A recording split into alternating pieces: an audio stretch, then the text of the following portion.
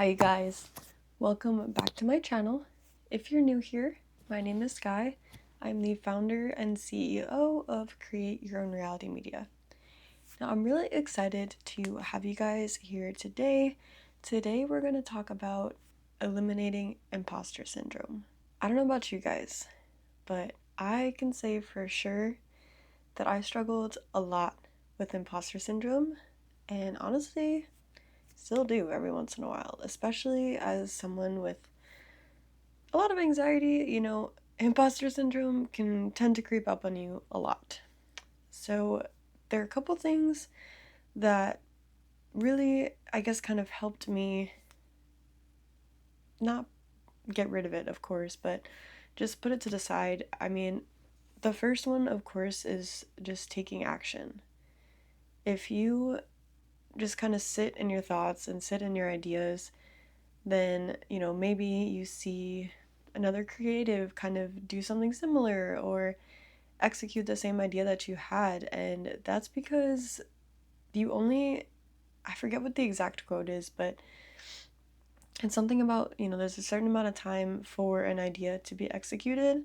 And basically, it's almost as if you were given the idea, and if you didn't decide to act on it, but that idea is still something that's super important or super helpful for others, it's still going to be executed on, whether it's by you or by somebody else. So of course you want to take that first step and you want to take the initiative to make sure that it's you that's actually putting in the work to make that idea happen. And I know that can be scary. I understand how crazy that can be, especially if it's something totally new to you that you haven't even done before.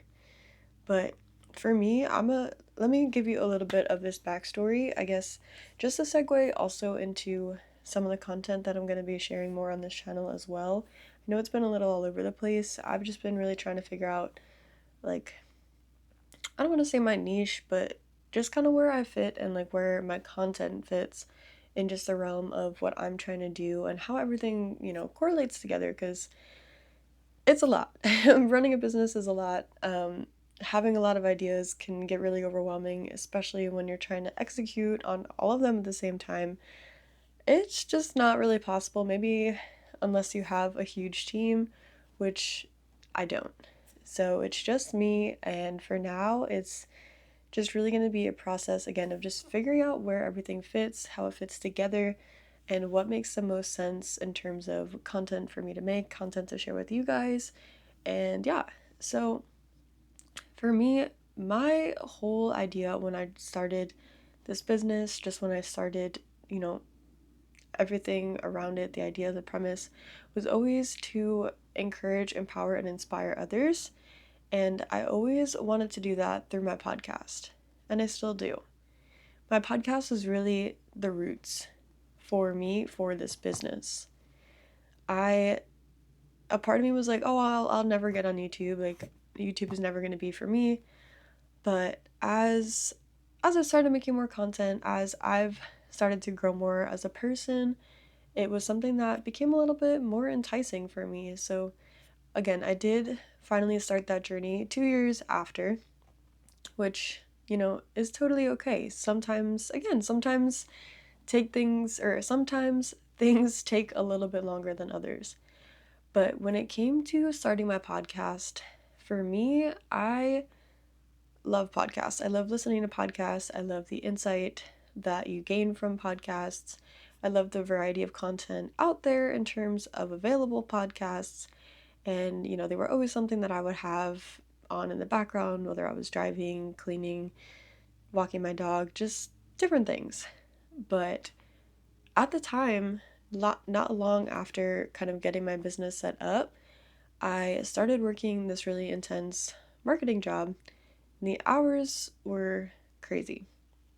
So often I wouldn't have the time throughout the day to listen to an hour long or even 30-minute long podcast all in one go. So a lot of the times I would have to, listen to a part of it, get back into it later, and just break it up into a lot of different segments. And I don't know, most of the time it was just hard for me to kind of remember either what they'd said earlier or what they'd said later. Like, I'm a big note taker. I love to take notes on everything, whether it's books I'm reading, podcasts I'm listening to. I really just like to write down the things that really resonate with me so that way I can go back to them within my own notes instead of, having to either reread a book or listen to an entire podcast again just to find that one little snippet, right? So that was something that was really difficult for me to do, especially if I kept having to start the episode over and kind of listen to the same things again and be like, oh yeah, like this is where I left off, and then not even have time to continue from there. So it just got all jumbled in my head. So for me, my initial thought, again, that came to mind with that was like, okay, what if I started a podcast with really short, digestible episodes for really busy people who, again, don't have 30 minutes to an hour to digest a whole episode all at once? Make them like 10, less than 10-minute snippets. So that's kind of where that idea came from for me. And the other challenge with that was I really, really used to hate my voice. I don't know if I've mentioned that on this channel before, but that was always a really big, like, scary thing for me. And so I just decided to, tackle that fear and just execute on the idea that I had. And I decided to start my podcast. Literally, it did not start in a very fancy way. It did not, I did not have any fancy equipment. I literally was recording the episodes on my phone when the Spotify Creator app still had that ability. You could literally record the episode on your phone, kind of edit it in their little software, and upload it right from there. It was super simple. They made it really easy to start. Thankfully, I'm so glad for that. It is a little different now, but of course I do have a little bit more equipment. Not that it's anything super extravagant still, but I really hope to have a podcast studio one day, especially in the near future when I'm able to have a lot more guests on. That would be really amazing. But yeah, I mean, here's all that to say that imposter syndrome it's common. It's not uncommon for people to deal with. It's not uncommon for people to overcome. It just takes a little bit of work, right? I think a big thing, or the main thing when it comes to imposter syndrome, is accepting that some uncertainty is normal. Again, especially if it's something that you've never done before, you can't expect yourself to just jump into something that is completely new and be an expert at it. I know I've tried that a couple times myself in other aspects of things that I've done. And, that's kind of, I didn't have that same mindset at the time. So it kind of threw me off that path. And I, didn't wind up, I guess, taking some of those things down the road longer than I should or should have at that point. But at the same time, I know those paths wouldn't have brought me to where I am right now. So I'm still very grateful for that as well. I think the other big thing that was really important to me, as I mentioned, especially with my podcast and just my content in general, is encouraging, empowering, and inspiring others, right? So when it comes to that, and when it comes to, just businesses and merchandise and kind of anything that you're trying to do when it comes to serving others, is, providing value should be your focus, right? So you really want to focus on providing value rather than being perfect. And that is something that is also really, really important to consider when you're trying to overcome imposter syndrome. And I know I mentioned this phrase in a video recently because it's something that I have been trying to just keep in the back of my head a lot as well, is just the fact that done is better than perfect. As a recovering perfectionist, it is really difficult for me sometimes to just put something out there when I know it's not as good as it can be. But at the same time, that's also how you start to grow. The more you practice something, the more you do something, the more reps you get in, right? The better you get at it. So by just doing or creating the thing or releasing the content, you're getting practice in the thing that you're trying to do. So just really providing value in whatever it is, whatever area that you're trying to focus on, and then putting it out into the world. Just knowing that you're going to get better as you go. Nobody expects you to be perfect right away. I mean, maybe yourself, but of course, that is a very, very high expectation and it's very unrealistic. So you shouldn't start off the bat thinking like that because it really does hinder the action of getting started. So just remember the value that you can actually contribute, and you do contribute in the content and the aspects of the things that you do, and don't focus on it being perfect right away because that will automatically just throw you off the bandwagon. Another really important component when it comes to overcoming imposter syndrome can be talking to a trusted colleague or a friend who's maybe in your same niche, in your same area, in the same topics that you discuss, things like that. Because even if, maybe they've been in it a little bit longer than you, right? Maybe they have some more knowledge that you don't yet have because you haven't experienced those struggles yet.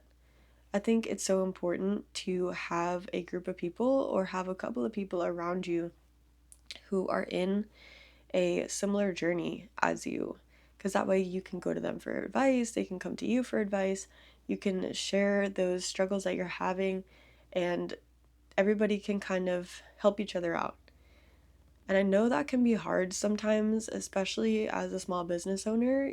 You can sometimes feel like you're in competition with everybody. Especially if it is somebody who does something very similar to you, it's really easy to feel that way. But instead, again, just focus on the value that you have to bring, the value that you have to offer with your products, your services, everything that you are doing, and know that there are other people to help you out along the way. The next thing that's super important when it comes to overcoming imposter syndrome is to normalize the learning process. Now, as I mentioned earlier, nobody expects you to just jump into something and be an expert at it right away. It is very unrealistic. So you just have to take things slow. Even though, of course, we all wish that we can be right at that point immediately, it's not realistic for the majority of people. So slow growth is still growth. And I think that's something that people have to consider a lot more and just remember as well.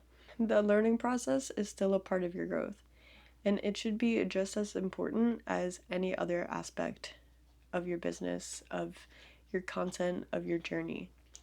Because without that learning process, you're not going to be able to take those next steps. You're not going to be able to do the things that you didn't know how to do before.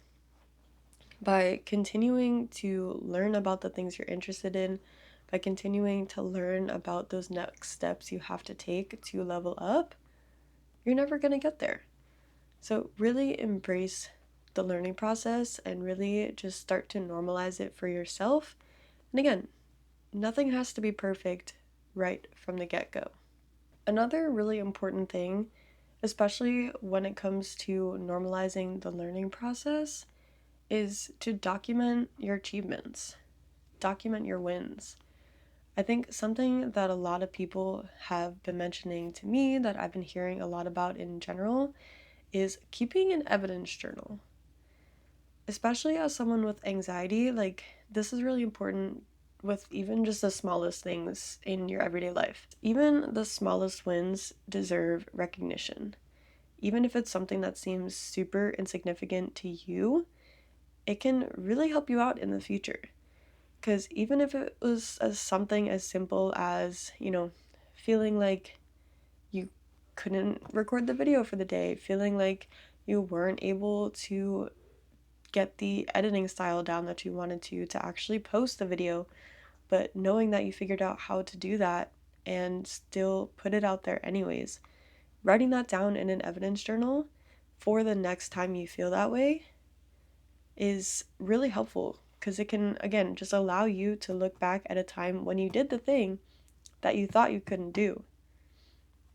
So really keeping the evidence of the achievements throughout your journey can really help you when you get to those points when you feel like you can't do it.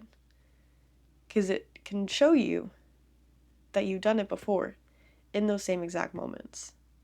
So I think that's something that's really important. It's something that I would like to implement a lot more myself. I don't think I have been the best in terms of that. I know, there are those important moments that stick out to you in your head, but writing them down and keeping an actual log or a journal of them is definitely something that is a little bit clearer. And again, like if it's just a whole journal of all of your achievements, all of your wins, I think that's pretty cool to be able to look back at one day, especially when you do reach that point, reach the goal that you had. It would be really cool to just look back through that evidence, see the things that you used to struggle with, and just look at where you are now. So I think that's definitely something that I want to start within these next couple months as well, as I really, really start to just do a lot more than I used to in terms of content, just in terms of my business and podcasts and everything. Now, the last important part when it comes to overcoming imposter syndrome is to really just reframe your thinking patterns. And I know it's kind of been the through line with all of these points that we went over today, but it's really so important. I know that myself, I don't want to say I was a negative person, but I know just, with the people that I kind of like grew up with, the people that I used to be around, sometimes, if something bad happened, the initial reaction or their initial thought would be something really bad, right? Or something really negative. And of course, for me, like that was always natural. Like it just seemed normal. But the last couple years, as I've gotten around different people and people who are really trying to make something of their life, that even just that initial thought was so different for them. And it's been something that I have really been trying to fix and work on within myself. And it's definitely a lot better, I would say, just within the past few months, honestly, than it has been in my whole life, really. It's kind of just making that decision in your head to think more positively, to instead of just jumping to the terrible conclusion or jumping to the pessimistic outlook that, maybe you're used to, is just even taking that extra second to really think about it in your head. Almost like the whole think before you speak, almost just think before you solidify the thought. Because at first, those negative thoughts are still going to pop up in your head because that's the way that your neural pathways are still conditioned. They're going to naturally think of the negative thing or the bad outcome that is a possibility. But instead, maybe, again, that thought still pops up. But when it does, take the time to think about the positive alternative. What good thing can come from this, or what's a different way to look at the potential situation, even if it is something that isn't the best, right? Because I think if you always look at something from a negative perspective or a negative point of view, that's what you're going to keep getting. Instead, if you look at something in a more positive, optimistic outlook with a, better attitude, then things are going to start to turn out in your favor a lot more often. And I think even just for myself, as I mentioned, like this has been something I've been working on a lot within the past few months. And I have been seeing those small results like show up every once in a while. They're not super consistent yet, because again, I know I still have a lot of work to do on that front, but it's just been really exciting to see how those small things are starting to change. So yeah, I mean, those are all of the tips that I have for you guys when it comes to overcoming imposter syndrome. And I know it can be a lot. I know it can be a lot in the beginning, especially when you don't have a system or a structure that can really help guide you through your day. So I'm also really excited to tell you guys that I created a dream discipline blueprint for all of you. And this is actually a system, a structure, an outline that I use myself that has really helped me just in my productivity, again, in my outlook in life, in my thought process, to just help me get things done and look at things in a better light and just really work towards my goals, but in a structured way that actually makes sense. So I'm going to drop that link in the comments and in the description down below. It's completely free. You guys can go ahead and download it, and it really will just help you get started. Whatever it is that you have been too scared to do, whatever it is that you have been putting off, I really encourage you to go ahead and download the Dream Discipline Blueprint to help you take action on those things. But thank you guys so much for joining me today. If you liked this video, please give it a thumbs up down below. If you enjoy this content and want to see more content like this in the future, please hit that subscribe button down below. I would love to have you guys here in this community as we continue to grow and encourage one another. But until next time, stay motivated, be inspired, and don't forget to encourage others.